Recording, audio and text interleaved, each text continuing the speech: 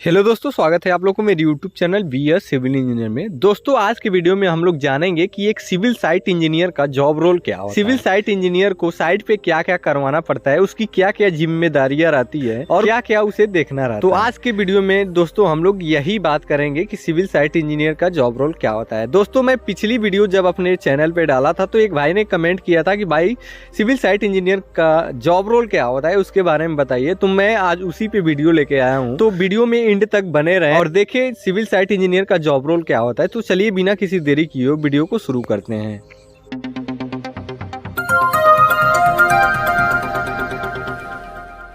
दोस्तों civil site engineer का पहला काम होता है प्लानिंग। पहले तो दोस्तों क्या करना पड़ता है, हम लोग लॉन्ग प्लानिंग लेके चलते हैं कि हमें 1 महीने में कितना काम निकालना है, 2 महीने में कितना निकालना है, 6 महीने में कितना काम करवाना है। पहले लॉन्ग प्लानिंग हम लोग बना लेते हैं। उसके बाद हम लोग दोस्तों डेली का प्लानिंग बनाते हैं कि डेली हमारा कितना काम निकलना चाहिए। तो दोस्तों सिविल साइट इंजीनियर के लिए सबसे मेन काम होता है कि प्लानिंग बना के चलिए कि हमें कल क्या करवाना है और महीने में उसका रिजल्ट क्या होगा, महीने में पूरा काम कितना होगा। तो सबसे पहला काम होता है कि हम लोग प्लानिंग बना के चलते हैं कि हमारा कल काम ये होना है और तब हम काम करवाते हैं। दोस्तों दूसरा काम होता है लेबर मैनेजमेंट। अगर आप पेटी कॉन्ट्रैक्टर के अंडर में हैं तभी आपको लेबर मैनेजमेंट करना पड़ेगा। अगर आप कंपनी के अंडर में है तभी आपको लेबर मैनेजमेंट करना पड़ेगा। तो दोस्तों हमारा सबसे महत्वपूर्ण काम होता है लेबर मैनेजमेंट। दोस्तों ये बहुत महत्वपूर्ण होता है क्योंकि अगर आपको ये नहीं पता होगा कि लेबर मैनेजमेंट कैसे करना है और कितने लेबर में कितना काम निकलवाना है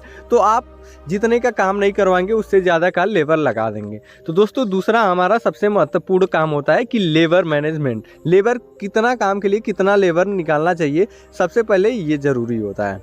उसी के हिसाब से आप लेबर निकालेंगे तब आप काम करवाएंगे। अगर आप लेबर निकाल लिए, अगर आप साइट इंजीनियर हैं, अगर लेबर निकाल दिए, अगर लेबर आपकी नहीं सुन रही है तो कैसे उसे मैनेज करना है ये सब आपको सीखना पड़ेगा। तो दोस्तों आप अगर साइट इंजीनियर बनना चाहते हैं तो लेबर मैनेज करना सीख लीजिए कि लेबर को कैसे मैनेज किया जाता है, लेबर से कैसे साइट पे काम कराया जाता है। दोस्तों हमारा तीसरा काम होता है वर्क टारगेट। जैसा कि मैं पहले ही पॉइंट पे बता दिया था कि हम लोग प्लानिंग बना के चलते हैं। उसी के हिसाब से हम लोग जो हमारा सुपरवाइजर होता है उसको टारगेट देते हैं कि भाई आज दिन में इतना काम निकलना चाहिए, इतना काम होना चाहिए, तभी हमारी कंपनी का फायदा होगा या हमारे पेटी कॉन्ट्रैक्टर जिसके अंडर में है उसका फायदा होगा। तो हम लोग टारगेट बना के चलते हैं। सुपरवाइजर को टारगेट दे देंगे, अगर हम साइट इंजीनियर हैं तो सुपरवाइजर को टारगेट दे देंगे कि भाई आप इतना काम निकाल के दीजिए, शाम तक हमें इतना काम चाहिए। सुपरवाइजर क्या करेगा, वो लेबर मिस्त्री को टारगेट दे देगा कि भाई इतना काम करो और जाओ। टारगेट दे देते हैं, टारगेट बना के चलते हैं कि हमें इतना काम निकलवाना है दिन भर में। तो हमारा तीसरा काम होता है दोस्तों वर्क का टारगेट लेके चला जाता है कि हमारा इतना काम निकलवाना है। दोस्तों हमारा चौथा काम होता है मटेरियल अरेंजमेंट। अगर आप साइट पे काम करा रहे हैं तो आपको मटेरियल का अरेंजमेंट करना पड़ेगा, उसकी व्यवस्था करनी पड़ेगी क्योंकि जो आपके पास लेबर मिस्त्री रहेंगे उनको तो भाई काम करना है तो आपसे मटेरियल मांगेंगे कि भैया हमें पर्ची बना के दो या सर हमें पर्ची बना के दो या कुछ भी स्लिप बना के दो ताकि हम मटेरियल ले आएँ। तो ये सब आपकी जिम्मेदारी रहती है कि आपको साइट पे मटेरियल प्रोवाइड कराना है मिस्त्री लेबर को। अगर आपके साथ सुपरवाइजर रह रहा है तो ये काम आप उसको सौंप दीजिए, सुपरवाइजर मटेरियल का अरेंजमेंट करेगा। अगर आपके पास सुपरवाइजर नहीं है तो मटेरियल का अरेंजमेंट आपको ही करना पड़ेगा। तो दोस्तों ये भी साइट इंजीनियर को करना पड़ता है, ये भी आप सीख लीजिए कैसे मटेरियल मंगाना पड़ता है। अगर किसी कंपनी में आप नए जाते हैं, अगर आप साइट इंजीनियर की पोस्ट पे चयन हो रहे हैं तो आप ये पता कर लीजिए कि कौन सा मटेरियल कहाँ से मंगाने हैं, कहाँ से सीमेंट मंगाने हैं, कहाँ से अधेसिव मंगाना है, कहाँ से मोरंग मंगाना है, कहाँ से एग्रीगेट मंगाना है। ये सब आप पता कर लें ताकि जब आप पोस्ट संभालें तब आपको मटेरियल अरेंजमेंट करने में ज़्यादा दिक्कत ना हो। दोस्तों पांचवा काम होता है हमारा मशीनरी वर्क। अगर आपके साइट पे बैक फिलिंग कराना है या वहाँ की ज़मीन समतल नहीं है, रोड बनवाने हैं, टीएम नहीं आ पा रही है, मिलर नहीं आ पा रही है या कोई भी ट्रैक्टर या हाईवा नहीं आ पा रही है तो उसको दोस्तों जो मशीनरी का काम होता है कंपनी में पहले आपको जो आपका हेड होता है, उसका मैकेनिकल का हेड होता है, मशीनरी का हेड होता है, आप उसके पास रिक्वायरमेंट डालेंगे कि हमको जेसीबी चाहिए। हमको पोकलेन चाहिए कि भाई हमें ये साफ़ करवाना है, ये इसकी लोडर मरवाना है, यहाँ पे ज़मीन समतल करवाना है, तो मशीनरी का काम रहता है अगर आपके साइट पे, तो मशीनरी का भी व्यवस्था आपको करना पड़ेगा अपने साइट के लिए। तो दोस्तों अगर आप साइट इंजीनियर हैं तो आपको मशीनरी भी देखनी पड़ेगी, जहाँ पे मशीनरी का वर्क लगेगा आपको मंगा के वहाँ पे काम कराना पड़ेगा। दोस्तों छठा काम जो होता है वो होता है कि BBS, बार बेंडिंग शेड्यूल। अगर आपके साइट पे कोई RCC का काम चल रहा है, कॉलम चल रही है, फुटिंग चल रही है, स्लैब चल रही है, तो उसकी आप BBS निकाल के देंगे, बार बेंडिंग शेड्यूल निकाल के देना पड़ेगा आपको। जो सरिया वाले होंगे उसके हिसाब से वो सरिया काटेंगे, सरिया बेंड करेंगे, उसके हिसाब से अपना सब कुछ करेंगे। दोस्तों जब वो लोग कॉलम बांधेंगे तो तब भी आप जाके साइट पे चेक करेंगे कि जिस हिसाब से ड्राइंग में दिया गया है, रिंग दिया गया है, उसके हिसाब से यहाँ पे बद रहा है कि नहीं, जितना हमारे सेंटर टू सेंटर स्पेसिंग है उतना दी जा रही है कि नहीं, जो सरिया हम लोग कॉलम में प्रोवाइड करा रहे हैं जितने mm का हमारे ड्राइंग में दिया गया उतने mm का हमारे साइट पे लग रहा है कि नहीं, ये सब आपको देखना पड़ता है। तो आपको अगर RCC का काम चल रहा है तो आपको BBS बना कर देना पड़ेगा, और ये भी चेक करना पड़ेगा कि साइट पे ड्राइंग के हिसाब से काम चल रहा है कि नहीं। अगर स्लैब चल रही है तो स्लैब भी आपको चेक करना पड़ेगा, स्लैब में कवर है, स्लैब में जो कवर लगता है वो 20 mm की कवर ब्लॉक लगती है, तो भी आपको चेक करना पड़ेगा।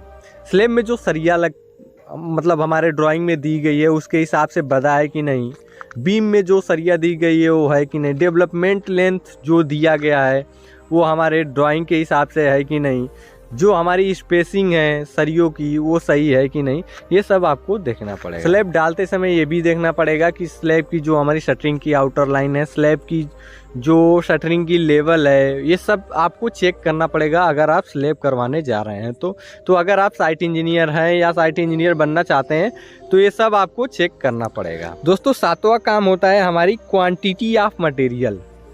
अगर आप कॉलम डलवा रहे हैं, फुटिंग डलवा रहे हैं, तो उसमें कितना क्वांटिटी हमारा लगेगा कंक्रीट, ये आपको बताना पड़ेगा प्लांट पे। फिर प्लांट ऑपरेटर आपको उतना कंक्रीट बना के आपके साइट पे भिजवाएगा।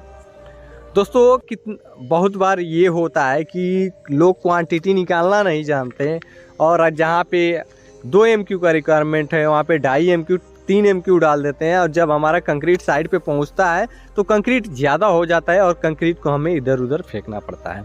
तो सबसे महत्वपूर्ण काम होता है कि क्वांटिटी। अगर आप साइट इंजीनियर बनना चाहते हैं या कहीं पे हैं तो आपको क्वांटिटी निकालना आना चाहिए, और कितना क्वांटिटी कंक्रीट हमें मंगाना है ये सब आपको आना चाहिए। वेस्टेज नहीं होना चाहिए, क्योंकि अगर वेस्टेज होगा तो आपके सीनियर आएंगे आपको सुनाएंगे। तो जितना आपकी रिक्वायरमेंट रहेगी आप उतने ही क्वांटिटी आप मटेरियल मंगाएंगे, प्लांट ऑपरेटर उतना ही मटेरियल आपको भेजेगा। दोस्तों 8वां काम होता है कि आपको ये देखना पड़ता है कि जो हम टारगेट लेके चले थे उसका रिजल्ट क्या निकला, कितना काम हुआ एक दिन में, जितना हम लोग लेके चले थे उतना काम हुआ कि नहीं। तो 8वां काम होता है हमारा कि रिजल्ट देखते हैं कि जो हम बनाए थे प्लानिंग उसके हिसाब से काम हुआ कि नहीं, लेबर मिस्त्री उतना काम किए कि नहीं। तो हम लोग ये रिजल्ट देखते हैं कि हमारा काम जितना प्लानिंग बना के चले थे उतना हुआ कि नहीं। अगर आप साइट इंजीनियर बनना चाहते हैं तो आपको रिजल्ट भी देखना पड़ेगा कि जो आप प्लानिंग बनाए हैं उसके हिसाब से आपका प्लानिंग सही चल रहा है कि नहीं। ये तो नहीं आप प्लानिंग कुछ ज़्यादा का ही बना लिए, ज़्यादा काम का बना लिए, उतना काम निकल ही नहीं रहा है। तो आपको ये भी देखना पड़ेगा कि जितना हम प्लानिंग बनाए उसके हिसाब से चल रहा है कि नहीं। थोड़ा बहुत आगे हो सकता है, लेकिन ये ना हो कि बहुत कम ही काम हो, आप ज़्यादा का प्लानिंग बना दिए। तो ये सब आपको ध्यान में रखना पड़ेगा अगर आप साइट इंजीनियर बनना चाहते हैं। दोस्तों 9वां जो काम होता है, 9 नंबर का जो काम होता है वो होता है DPR, डेली प्रोग्रेस रिपोर्ट। हर कंपनी में DPR भरा जाता है। DPR का एक फॉर्मेट आता है कि कितने मेसन कितने लेबर लगे हैं, उसके हिसाब से आपको काम लिखना पड़ता है कि हम यहाँ पे ब्रिक वर्क कराएं, यहाँ पे RCC करवाएं, यहाँ पे PCC करवाएं, कितने लेबर लगे, कितने मेसन लगे, वो लिखना पड़ेगा। कितना MQ आप काम करवाएं, ये सब आपको लिखना पड़ेगा डेली प्रोग्रेस रिपोर्ट में। ये सब दोस्तों जब पूरा काम हो जाता है तब DPR भरना पड़ता है। DPR भर के आपको वहाँ पे ऑफिस पे सबमिट करना पड़ता है।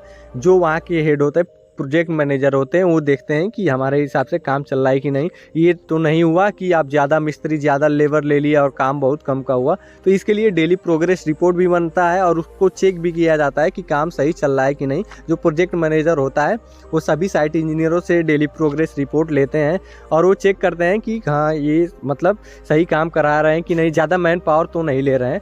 तो इसके लिए DPR भरा जाता है और डेली प्रोग्रेस हमारा क्या हो रहा है क्या नहीं हो रहा है, इससे ये सब पता चलता है। दोस्तों 10वां और लास्ट पॉइंट हमारा ये है कि अगर आप साइट इंजीनियर बनना चाहते हैं या साइट इंजीनियर हैं तो ये सभी जो मैंने 9 पॉइंट आपको पहले बताए ये सब तैयार कर लीजिए।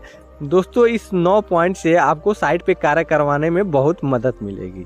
तो दोस्तों आज के वीडियो में बस इतना ही। उम्मीद करता हूँ कि वीडियो आप लोग को अच्छा लगा हो। अगर वीडियो अच्छा लगे, अगर आपको इसी तरह की वीडियो चाहिए तो दोस्तों चैनल को सब्सक्राइब कीजिए और कमेंट करना ना भूलें। फिर मिलते हैं अगले वीडियो में, तब तक के लिए जय हिंद, बाय।